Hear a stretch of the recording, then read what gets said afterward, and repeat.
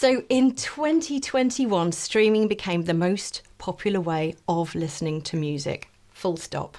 And a lot of the time, we're not in our sitting rooms when we want to listen. But music from a mobile phone, still tinny. So thank heavens for excellent wireless speakers, and we have 4 to show you today. So first up, Ed is back, who has been trying out the Italian brand Sonos Faber, and he's been trying out the Omnia all-in-one speaker, haven't you, Ed? What can you tell us about it? This is a very astute move from Sonos Faber. They're most, if you've heard of them at all, it's when they make beautiful conventional loudspeakers. When I say beautiful, I genuinely mean it. They are made out of materials and employ craftsmanship, which you don't generally see elsewhere in the industry, even at very high prices. What they've done with the Omnia is they've looked at devices like the name Muso and other wireless streaming speakers, and they have carefully matched the specification. The Omnia is a wireless streamer. It is able to access Tidal and Qobuz content. Then they've added an HDMI ARC connection, so you can connect your television to it as well and use it, employ it like a soundbar. But then to differentiate it, they've employed some of the skills that they have in making attractive things. So the top of the Omnia is a real piece of wood, and it's inlaid with both a touch panel and a series of LED lights. Now, if that hadn't been done right, it would look dreadful. It would be American car dashboard bad. And it's a testament to how good Sonos Faber is at doing this sort of thing, that the end result absolutely looks and feels sensational. It becomes very second nature to lovingly stroke the top of it to raise volume, change inputs, and the LED indicators. Once you get on board with what they're showing you at any given time, you can see at a glance what the Omnia is doing. The other thing that they've done is that on either end of the chassis, there are 2 additional speakers which are there to impart more width to the sound. So even though there is only one chassis for the Omnia, it does a very good job of avoiding sounding like you're listening to one chassis. It creates a genuine sense of sort of width and stereo image. It's not perfect. Sonos Faber has decided to fit a phono stage, so you can connect a turntable to it, which is noble in theory, but I believe to be largely irrelevant in practice. I don't think many of them will ever see a turntable being connected. This means that if you want to connect something that isn't a turntable, you have to use a slightly unsightly adapter. And if you are looking to stream a lot of your own music off a NAS drive or some other means of local storage, I don't feel that it's as good as the name or indeed the speaker that Simon's about to talk about in that regard. But if you're simply using streaming services like I've just been talking about, it's sensational, it sounds excellent, it looks magnificent, and it's a genuinely pleasant thing to use and live with. I mean, looking at it, it has been designed as an almost sculptural piece for the mantelpiece or something, hasn't it? So you're talking about the connectivity potential issues, but this has obviously been designed for wireless, hasn't it? Yes, although, as I say, then randomly it's been designed for wireless and you can bolt a turntable on if you're feeling ambitious. But no, for most people who I think will avoid doing that, you're absolutely right. So long as you pay a moment's attention to where you put the mains cable, it will sit there in a lot of spaces, and it's not the sort of thing that needs it to be a traditional house, traditional furniture or modern furniture. It does a nice job of blending into a variety of different sort of aesthetics. To me, it's one of the nicer feeling and looking devices of this type, and it's impressive to see how Sonos Faber has managed to link their more traditional skills to what is a very sort of modern category. It's very effectively done. Thank you very much for that. And it sounds like you were talking about lovingly caressing the top to actually use the controls. Sounds like you spent a bit of time with this, did you? Yes. The Omnia sample that I had was with me for over a month, in fact. So yeah, the if you like, there's 2 points of testing when I run through the sort of major things that I expect a product to do, and then there's a sort of less constructive feedback where I see how my son gets on with it, and if I find myself using bells and whistles features that they make a big play of, if I actually find myself still using them after the novelty's worn off, that's a significant step forward. That's the mark of something that actually works. Great. Thank you very much for that, Ed. And you'll be back a little bit later looking at another speaker. But first, let's take a look at an old favourite. Here's Simon Lucas to review the Bowers & Wilkins Zeppelin. Now, Simon, I remember a Zeppelin. About 15 years ago, it was an iPod dock. So tell us about this new incarnation. That's right. I mean, the original Zeppelin, which was an iPod dock, is not as old as an actual Zeppelin, but it's pretty old now. But for 2021, because this was towards the end of last year, I think that this got launched, Bowers & Wilkins made their first Zeppelin speaker for about 6 or 7 years, I think. And whilst I'd like to talk about it in the same sort of sensuous terms that Ed's done with Sonos Faber, it's not quite the. It's a purely wireless speaker first and foremost. So once you've positioned it where you want it, it's quite a big speaker, so you'll need to make sure you've got the space. But once it's where it needs to be and it's plugged into the mains, that's it in terms of your physical interaction. There's no caressing going on here. So let's take a look at it. It's classic Zeppelin, isn't it? If we take a look at looks like at a the Zeppelin, speaker. Yeah.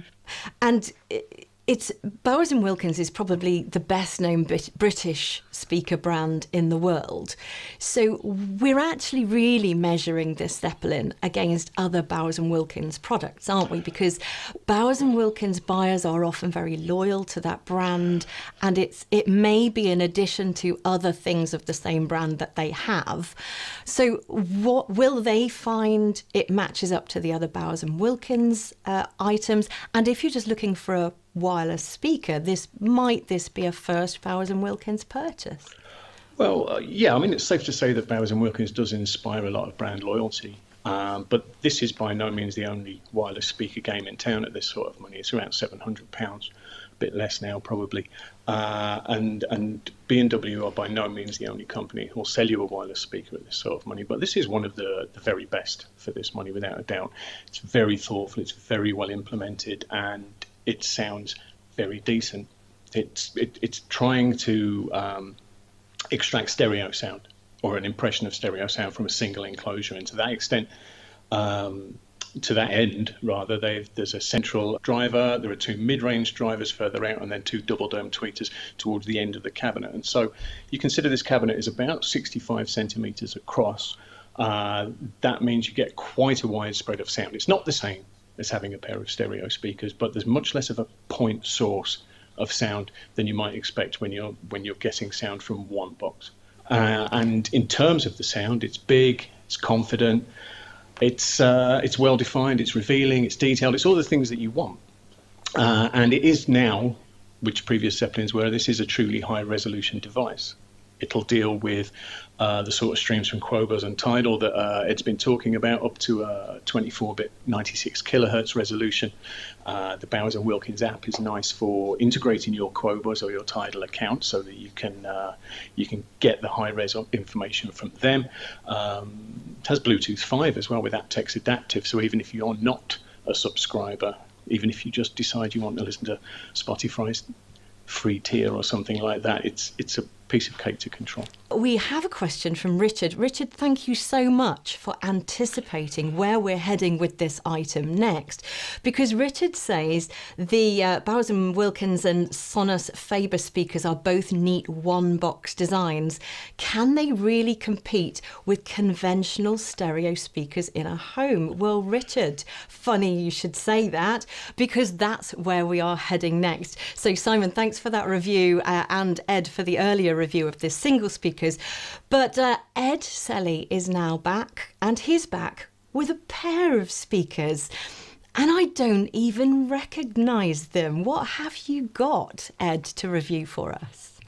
Yeah, this is the Fives, an interesting sort of plural singular thing going on here. This is made by an American company called Klipsch, who are both a very long-standing speaker manufacturer, and also in the same way that Sonos Faber is synonymous with certain processes, Klipsch is also, known to do certain design things of their own. The fives are very clever because what they've done is they've taken a number of things that they do as a matter of course in their conventional speakers. Chiefly, which is the tweeter is mounted in an enclosure which pushes the tweeter right back inside a rectangular space called a Tractix horn, which makes it more sensitive and it pushes information out more effectively. So that's the back. So there's a matching square port on the back. Behind those grills is another square enclosure with a recessed tweeter and then a much more sort of normal looking mid bass driver. The effect is that you get something which is very classically Klipsch, but what they've done is they put an amplifier in one of the speakers along with an input board, so you can connect HDMI to a television, you can Bluetooth, there's digital input and an analog input, and then it sends a signal via a supplied cable to another speaker, which is essentially just a standard passive box. And as the gentleman who was just asking the question will note, what results there is a conventional stereo pair of loudspeakers that still behaves like the Sonos Faber and the Bowers and Wilkins. Not exactly the same. The Klipsch does not have a native streaming app of its own on board, so you will need to either Bluetooth to it or attach something to that analog input to make that happen. But simply place the speakers 2 meters apart and you end up with a dedicated stereo image. This means that they can sound rather bigger and more immersive than the single chassis products can, even when, as we've discussed with both of those single chassis products, they've made efforts to make them sound bigger and wider. The Klipsch doesn't need to have that sort of engineering applied to it. It simply achieves it by dint of being a stereo speaker. It's also worth noting that Klipsch has done a neat job of making the fives look like a Klipsch product without it being so overtly weird, and I will say that some of Klipsch's more expensive products do look quite weird, that you wouldn't want to have them in your house. These are well finished, they're not particularly large, there's a black finish available for people that find that wood a bit mid-century, and they're extremely easy to live with. The effect is very compelling, and they do sound extremely good. If you're looking for something to bolster televisions, in particular with music streaming as a secondary sort of something that you do from time to time, this is really a very, very competitive option indeed. We've got Lewis asking a question as well. He says, I could be wrong, but there does seem to have been a cultural move away from old school stereo speakers, which I'm assuming you're including this style, Lewis. Are they becoming regarded as somehow a little bit vulgar, I wonder? We are seeing a lot more single speakers, aren't we? Yes, there's two ways of looking at this. The way that we build hi-fi systems is changing, and it's changing. It's done more rapid change in the last 10 years than it did in the previous sort of 40. And with that comes different shaped equipment, comes different priorities. Passive stereo speakers to which you connect an amplifier and other equipment, they haven't gone away. They are now perhaps occupying more expensive categories in the mainstream than they were before. But it's a case of you deciding now whether you want something neat, hidden away, or at least unobtrusive, or you make a very definite sort of style statement. Yeah, I have a hi-fi system, and the good news is that the modern market quite happily accommodates both of these two positions without one really interfering with the other. Hope that answers your question, Lewis. Ed, thank you very much for the review. And now, last but definitely not least, in terms of the wireless speakers, and I have to say that because we're talking JBL and you can't see the rest of my room here, but it's full of JBLs. Here's Simon Lucas back to review the JBL 4305P. Is that right, Simon? That is right, 4305P, and this is where the questioner, the viewer from earlier, gets his point made. Really, these are very modern wireless streaming speakers that look like they are, well, let's say more traditional, shall we? This is what JBL loudspeakers look like. They have quite a complex horn arrangement for the tweeter. It's horn loaded, and then there is a mid-bass driver below there and a pair of bass reflex ports below there. And I think if you didn't look at the back of these speakers, or you didn't know they came with a remote control, or you realised you didn't have to plug them in, then they could be from any time in the last 50 years, I think. you're saying they look quite traditional. Why did you choose to review these? What sets them apart for you? Well, I like JBL loudspeakers, and I was very intrigued as to how they would perform when each of them is packing a load of amplification. It's 300 watts in total available here from these two speakers. On one of the speakers, which is like the master, has a load of has a number of digital and analog inputs, including balanced XLR inputs, because JBL know their customers. And all you need to do is plug them into the mains, and you can have 24-bit, 96 kilohertz high resolution audio from them. And if you wire them together using the Cat5 terminated cable that JBL provides, then you can have 24-bit 192, which is high resolution. There's a third-party control app so that you can integrate all of your high-resolution streaming services, and there's a remote control as well. So convenience is everything here, of course, as it has been with everything we've talked about. You put them on a pair of stands, or you put them on your shelf, you plug each one into the mains, and away you go.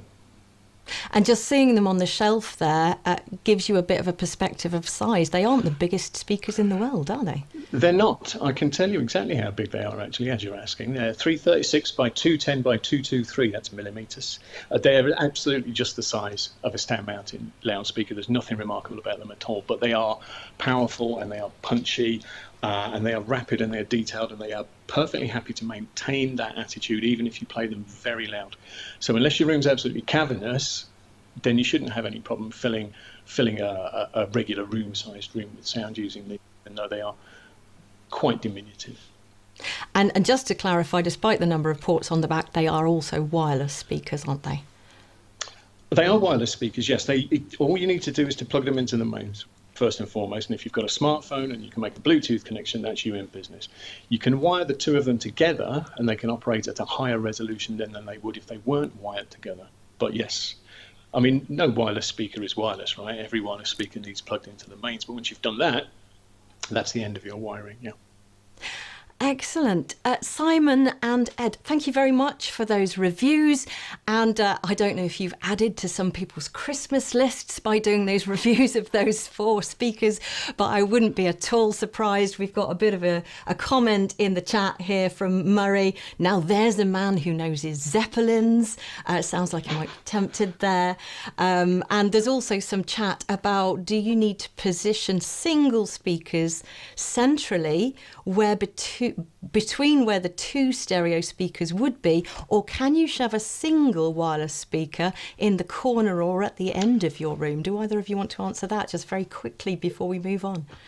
Well, I mean, a big part of the point of a wireless speaker, right, is convenience. Right? You buy a wireless speaker because it's easy and it's straightforward, and lately you buy one because they sound great. But the point is, if you're going to get hung up about a stereo image and what have you, then what you need is stereo speakers. The Zeppelin specifically is quite a large speaker, and so no matter where you put it, it's kind of going to be pointing at you.